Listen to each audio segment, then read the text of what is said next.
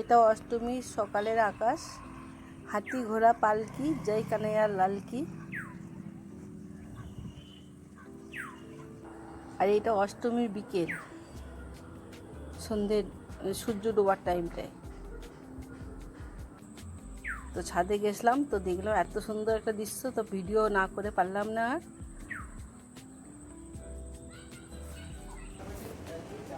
সন্ধেও হয়ে গেছে।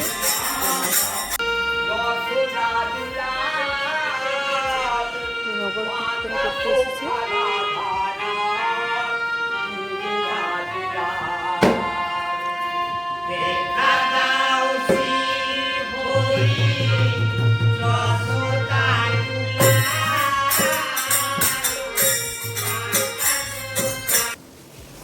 অষ্টমীর সময় ওরা সবসময়ই আসে। তো ঠাকুরের ভোগ বানিয়ে নিলাম, তালের লুচি, তালের ফুলারু,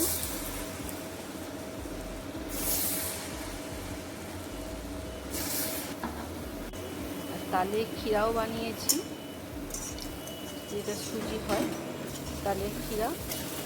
আর একটা ওই সুজির পায়েস,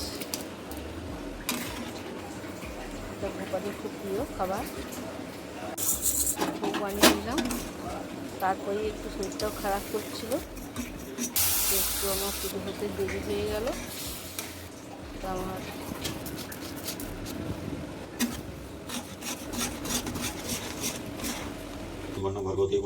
বর পুজোয় বসেছে, তারপরে আমিও একটু পুজো করলাম।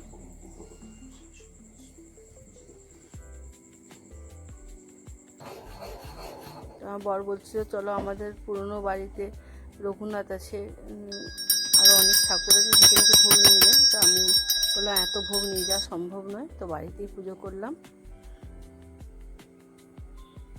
তোমাদের কার কার বাড়িতে কী কী ভোগ বানালে গোপালের জন্য জানিও কমেন্টে। তো আমার এবারে পুজো হতে রাত 9টা বেজে গেছে। সবাই সুস্থ থেকো, ভালো থেকো, আবার তোমাদের সঙ্গে গল্প হবে।